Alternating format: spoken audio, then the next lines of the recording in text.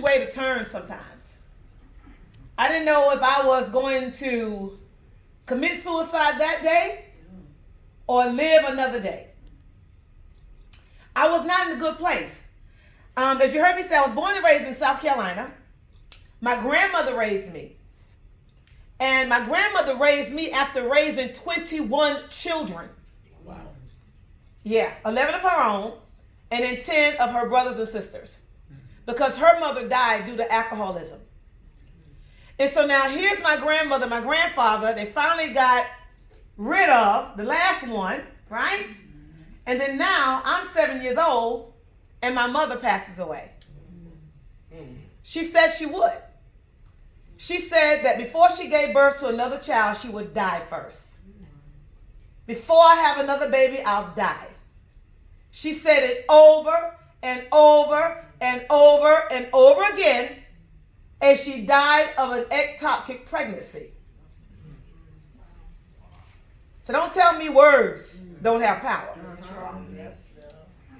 And then 2 years later, I'm 9 years old, and my grandmother's taking a collect call. And it's my father, who had just been incarcerated for double murder. I have no brothers, no sisters, no mother, no father. And so my grandparents are there raising me.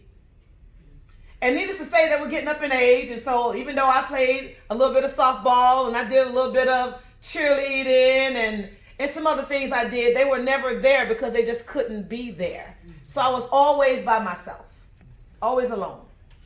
My grandmother was the kind of person who didn't show a lot of affection because that was just something that we didn't do. To hug somebody and kiss somebody and tell them I love you, I appreciate you, was just not done. And so not only was I lonely, I was angry. And I didn't even understand why I was angry. And so I decided, I had to do what I had to do. Because by the time I was 16 years old, my grandfather died when I was 14 years old, and my grandmother passed when I was 16 years old. And so now here I am in South Carolina, no mama, no daddy, no brothers, no sisters, no grandma, no granddad. And I found myself living with a family who promised my grandmother that they would take care of me, make sure I went through college, and the whole nine.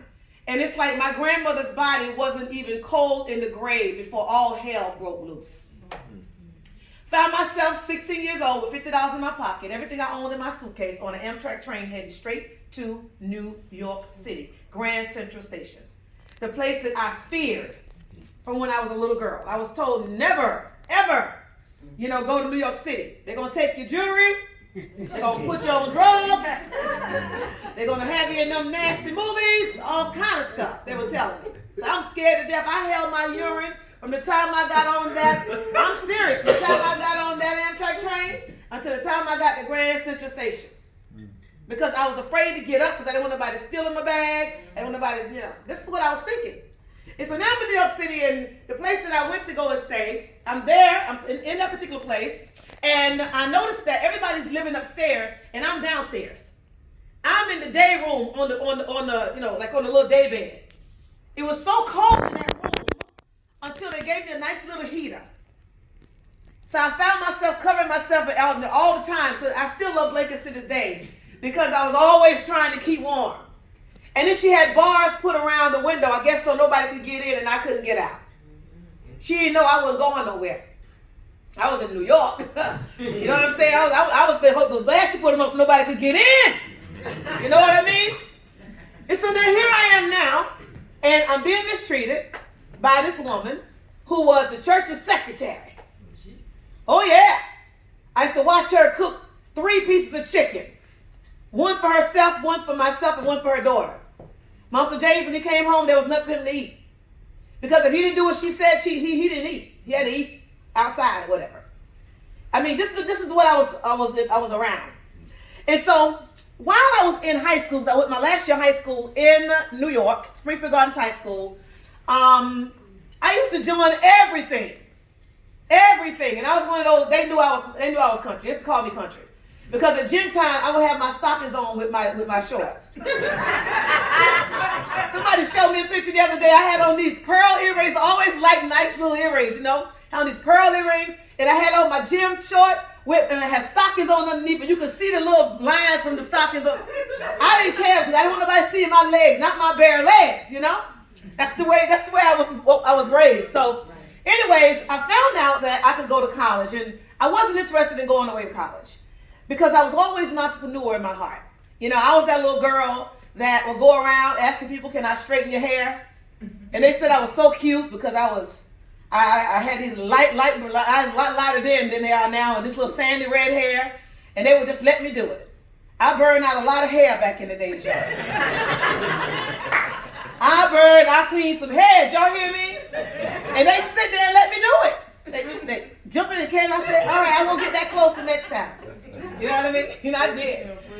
I mean, so I was an entrepreneur, you know, from when I was a little girl. I used to sell Kool-Aid. Used to freeze it in the cups and sell Kool-Aid. People would come by, 5 cents, 10 cents, to make my little money. Sweet potato pies. I used to make sweet potato pies, homemade cakes. My sweet potato pies were so stringy, people still bought them.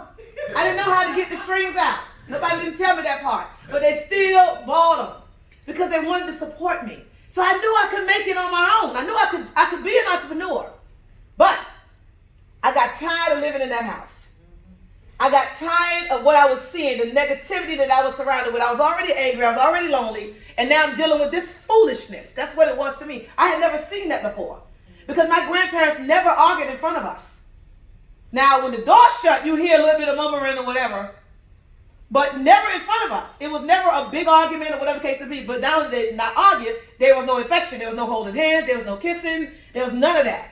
You know, when she told us that, you know, the way you don't have babies is to keep your bloomers up and your front down, I'm like, look who's talking, but I didn't say that. You know what I mean? I done lost my teeth, every last one of them. Every last one of them. So I knew not to mess with Essie. I knew that. Essie and Early. And so when I got wind that there was a way I could go to college, I said, no, I don't want to go to college. You know, I mean, he said, well, it's right there. It's right in Southampton. I said, yeah. I said, well, who's going to be driving back and forth all the time going to college? He said, no, you get to stay on campus. I said, for real? He said, yeah. I said, I mean, like a room? Like, yeah. I said, with a door? He said, yeah. You know? I said, with a key? Yeah. I'm in. Sign me up. Don't work that way to me. We got to do some paperwork or whatever. But I was in.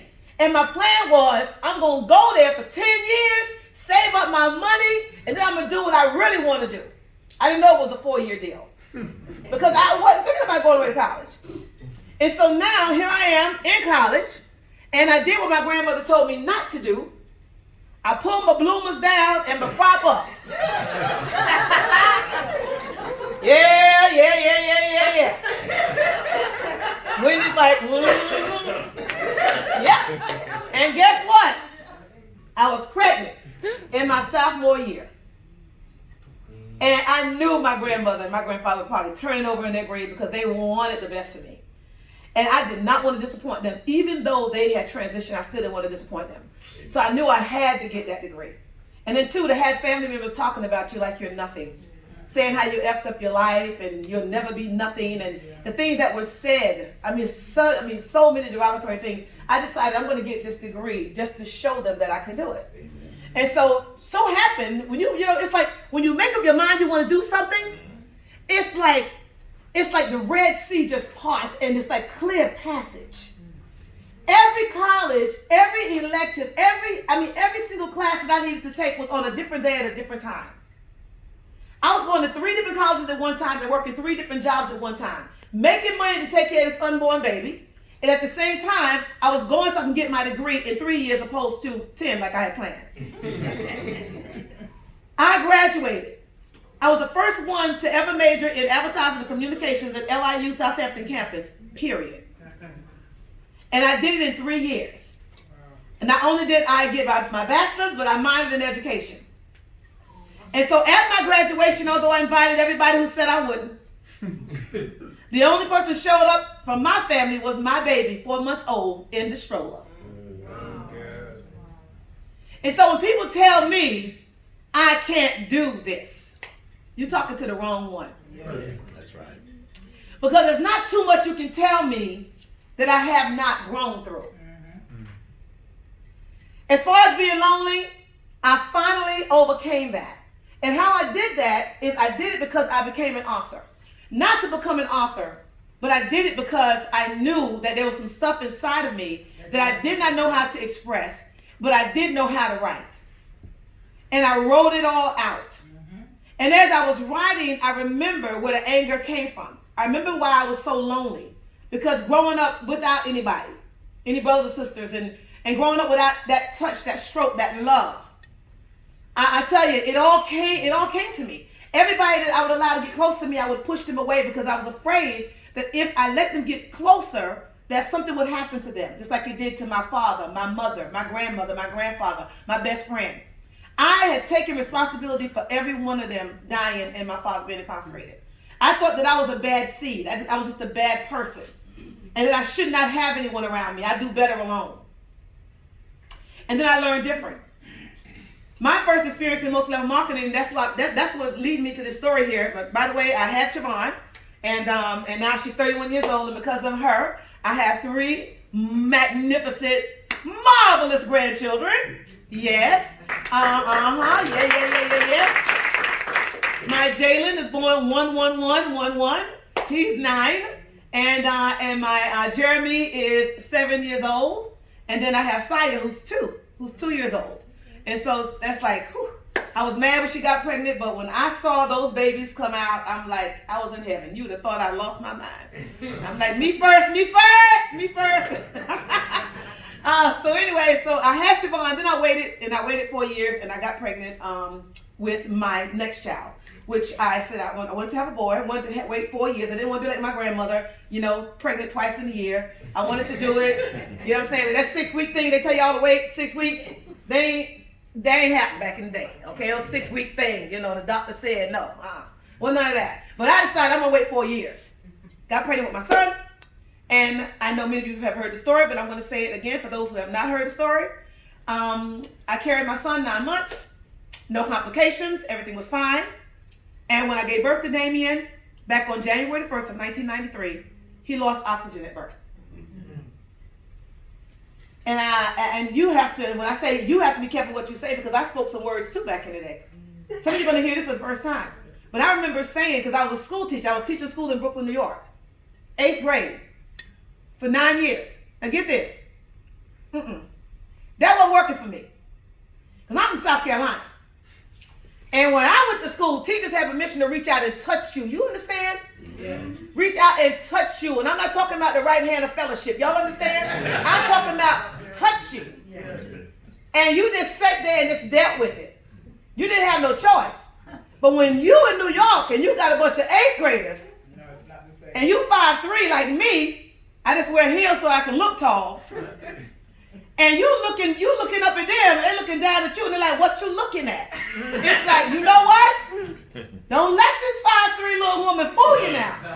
I'll jump on your neck. You know what I'm saying? We've been running around the school all over the place.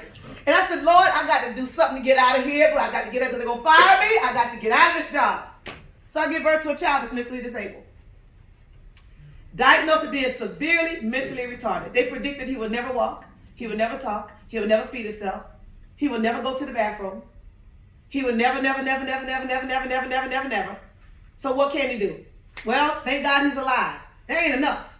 Because I was born in the house. All my aunts and uncles, all my grandmother's children were born in the house. I'm here in New York City. The city of the rich and famous.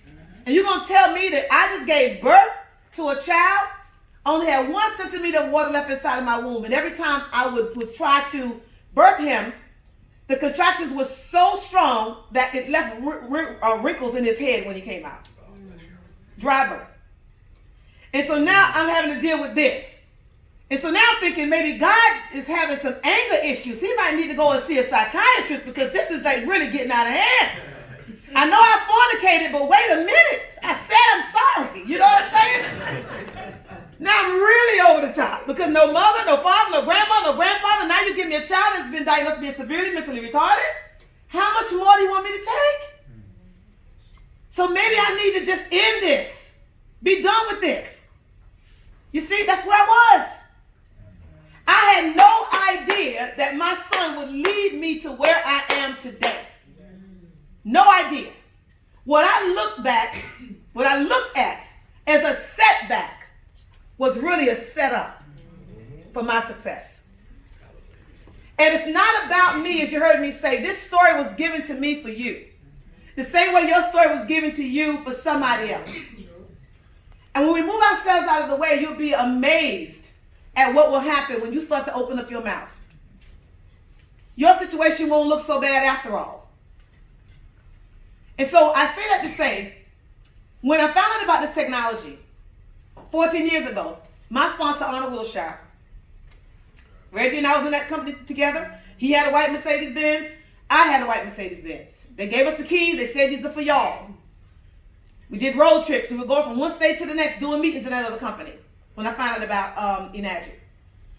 When Arnold called me to come over there, I went over there in my little white Mercedes-Benz. It was a 3. I don't know how you ever got into it, Reggie. I don't know, a C-class? I don't know how you, I'll be riding, I'm like this. Because he had to go all the way back in the car like this and drive. And so they should have gave you a sedan, but we were glad to have a Mercedes-Benz. And so I went up to Anna's house, but she would not leave me alone. She kept harassing me about this doggone machine. And so I said, I'm going to go over there because this lady will not stop. She's just like, something's wrong with her. She just won't stop. And she was getting on my nerves. And so I really had to calm down before I went in the house, because I'm like, well, don't you call me one more time, lady. I had enough of you. But I went ahead and I went in her house, and all she did was a pH test. That's it. Nothing else. The reason why, y'all know the reason why y'all neutralize the water now? Do you know 14 years ago I did that by mistake?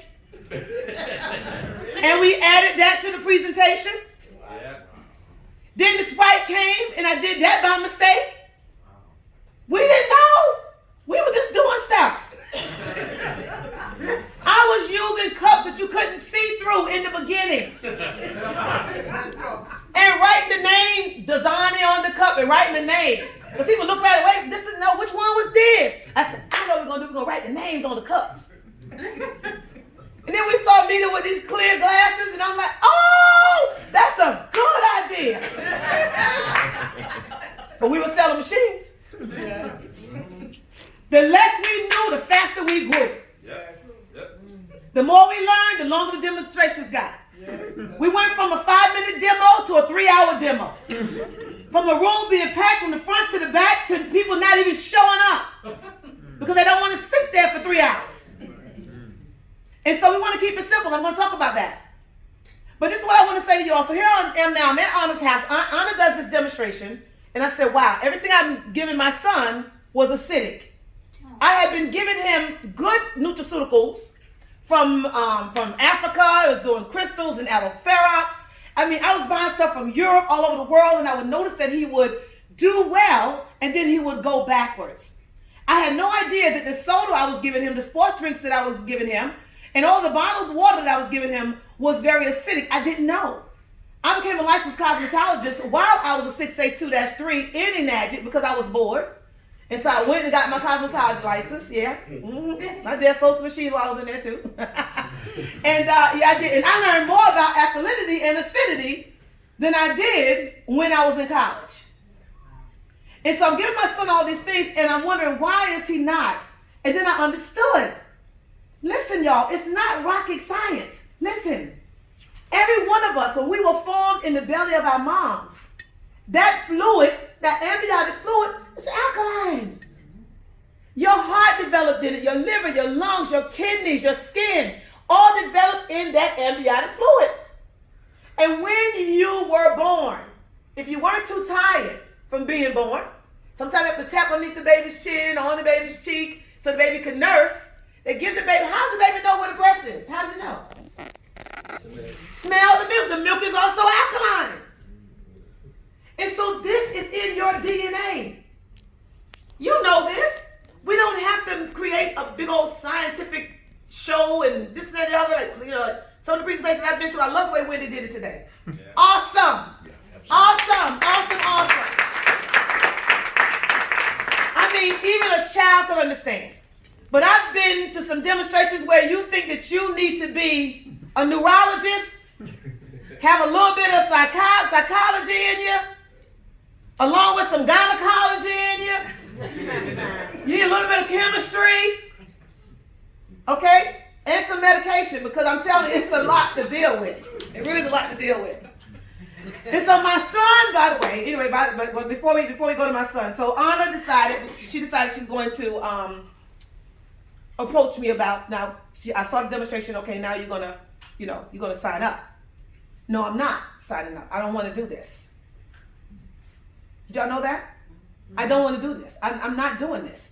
It's too complicated. You're going to have to explain this machine, and the machine is too much money, and I'm not signing up for something to fail.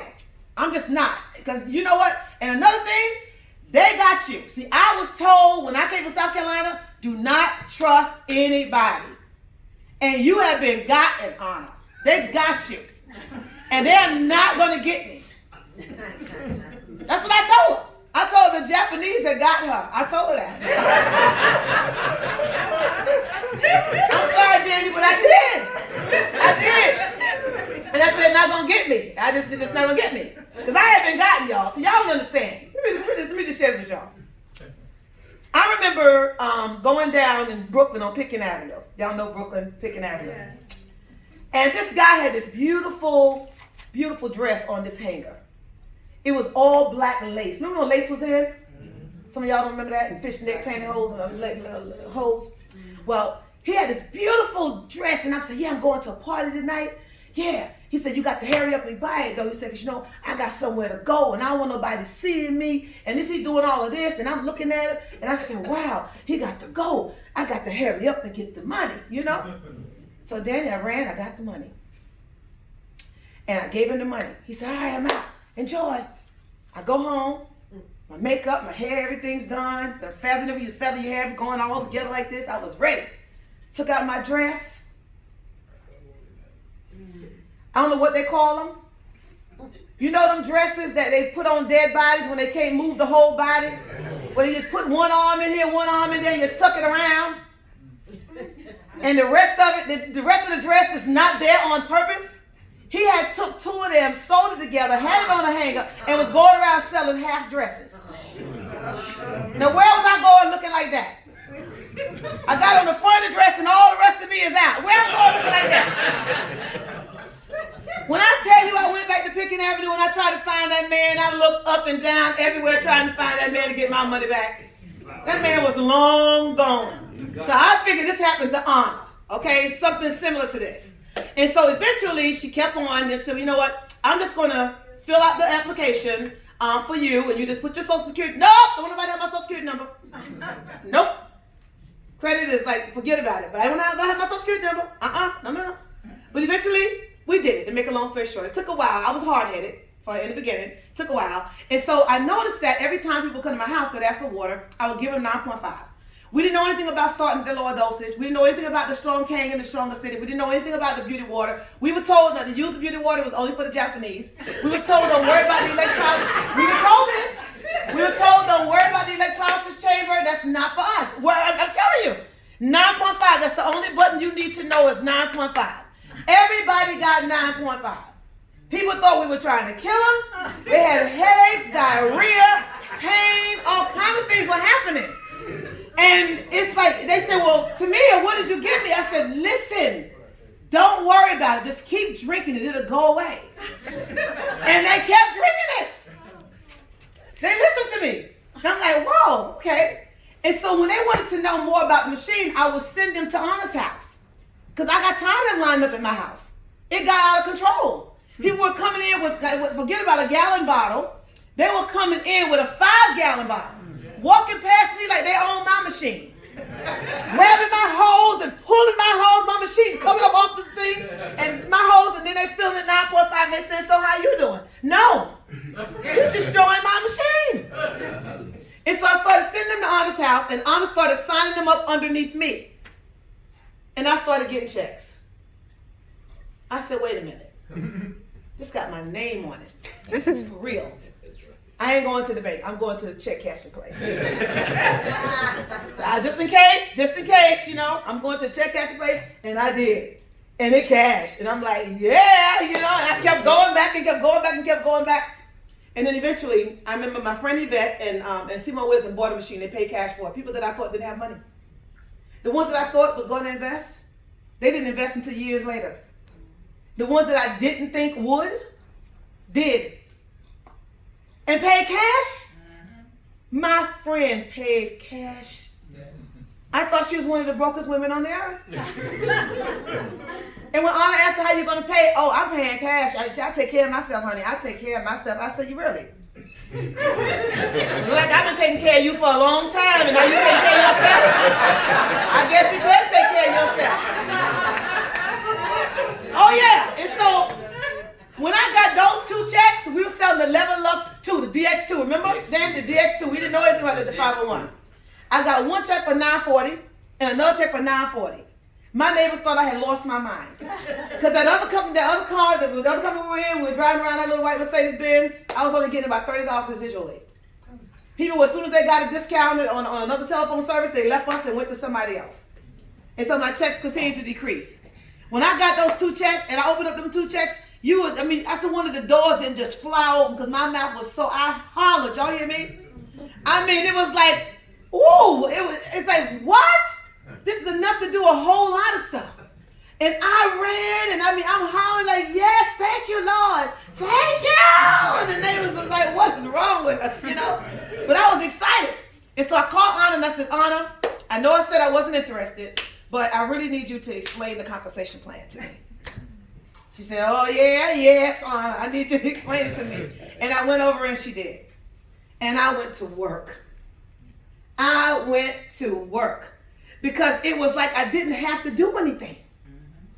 It was like all I did was just give the water away. And I know this sounds so easy. Okay? The hard work, when we talk about hard work, that's that work that I'm talking about when you have to get up and get on a plane when you really don't want to. You have to get up and get on a bus. You have to get up and drive across the country in a van, sleep in that van because there's not enough time to do the other things you need to do before you get to this meeting or that meeting. They used to call me Batwoman because I would get in the van and with one thing on and come out with something else. Let's go. Where's the meeting? That's how it was. I would leave my children, Siobhan and Damien, in the van watching Barney or watching a cartoon while somebody sit at the door and watch them for me so I could do the meeting inside. And so, yes. But was it worth it? Absolutely. Yes. It changed my life. I have not worked a job for anybody. This past January, I have been free for 27 years. Free. 27 years. 27 years. And I don't say that to brag or boast. I said it to say that if you want to do something, you can do it. Yes. If you really, really want to do it, you can do it. If you really, really want to do this business, you can do it. If you really, really want to. But the question is, why? Why do you want to? Why? My why has changed so many times since I got started 14 years ago. My why for getting started was I wanted to try something new with my son. Meanwhile, I was all right with being 268 pounds. I said I was big bone. I'm a black woman, I'm big bone. That's what I was always told. Lies, lies, lies. From the pit of hell, okay? All of our bones are only about 5.5 to 6.5 pounds. The rest of it, we did it. The rest of it, we did it. I was the one that put 6 kinds of cheeses in my macaroni and cheese. 4 kinds of meat in my collard greens and bacon grease. I would save that bacon grease on the side. Oh yeah, Daddy. Yeah. In a nice jar. Have to keep cleaning it off because every now and then the grease, I don't know how to just get cleaning it off. All of that. And pour that in there. Oh gosh. Yeah. You say it now. You ask Arthur. Arthur, them beans. Them some good beans. Let me tell you, chicken ball with sausage in the rice and chicken and all of that. Yeah, I used to make sausage. This a big old plate of high cholesterol and diabetes and all of that in the plate. And everybody just sopping and eating. I don't need no fork. Just give me the cornbread. I got it. That's what it was. And so I was okay with being 32 pounds away from 300 pounds. But when I started drinking the water, because it's also in my DNA, KANGEN means to return back to origin. It's in my DNA, it's like it's in your DNA. My body automatically start to adjust. And I started to lose waist and waist. Reggie, I understand when you say you was in the bathroom. Because I was too. And even on this day, that's why I don't like to take long trips with my husband. Because Tony don't like to stop. Tony like to drive from, he want to drive from here to Ohio, and I'm like, I got to pee. You know what I'm saying? He's like, well, you should have said, I said it 5 hours ago. I got to go.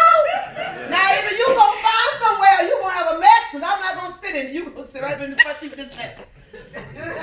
And so, even to this day, KANGEN water still, I have those, y'all know what I mean, right? And so anyway, guys, I said it to say that, you know, for me, this business, and it has really, really changed my life. It has changed my life from all angles. It's changed my life from the angle of health, in my humble opinion. It's changed my life from the angle of relationships. I'm not Mrs. Cologne, I am Mrs. Williams. I was not Mrs. Williams when I started 14 years ago. And that had a lot to do with my depression. When I gave birth to my son, every spouse they choose to deal with what they want to deal with. But being married to a police officer for over almost 20 years, it was not easy to deal with what I was dealing with. And I gave birth to Damien. You see, I gave birth to him. Today, I fast forward, my son is 27 years old. He walks, he talks, he feeds himself, he goes to the bathroom. As a matter of fact, my aunt is his caregiver that frees Tony and I up so we can really, really travel the world and do what we have to do to help Mr. Shuro and his vision, at the same time helping ourselves, right? Yeah. I mean, so that took a while, but my baby girl is in college in South Carolina. My oldest one, she moved to Ohio, so it's Tony and myself. We've been downsized. We got rid of the big house, and now we got buying condos. Where we spend time the most, that's where we get a condo. And so we might have to get a condo. No, we got one in Florida, so we can just drive over here and come back to y'all. So we don't need to get one in Georgia. You need to get one in Georgia. No, we get one in California.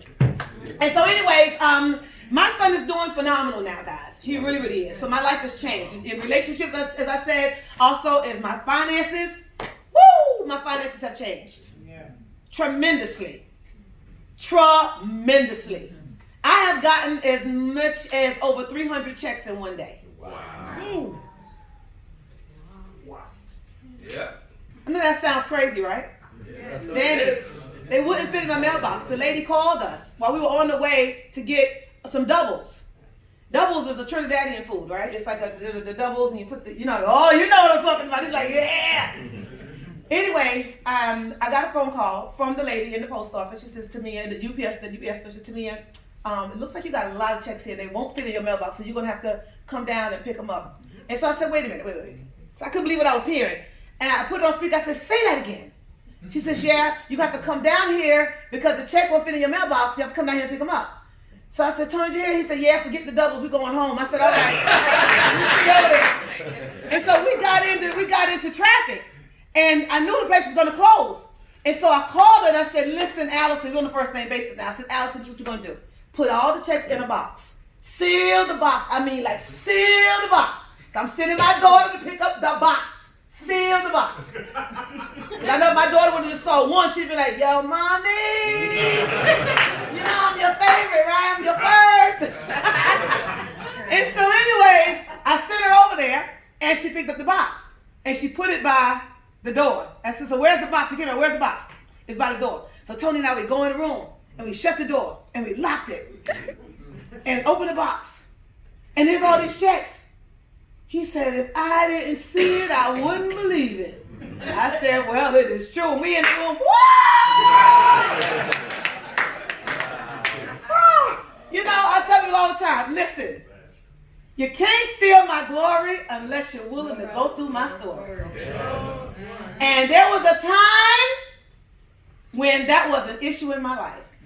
There was a time when I had to look through coat jackets, skirt jackets, jeans, slacks, under the couch, under the chair, looking for change so I could buy a pack of chicken gizzards, one potato, one onion. I never worried about rice because I knew Mr. Henderson always would loan me a cup of rice. I probably owed him about 50 pounds of rice. That's where we were. Can you loan me a cup? Sometimes here, just take the rice. I know that's what you're coming in for. And I would always give him a little something of whatever I cook, a little bit of whatever I cook. But that's where I was. Ford Tempo. Couldn't get in on the driver's side, had to get in on the passenger side and slide over all those leather seats all cracked up, scratching me all behind my legs.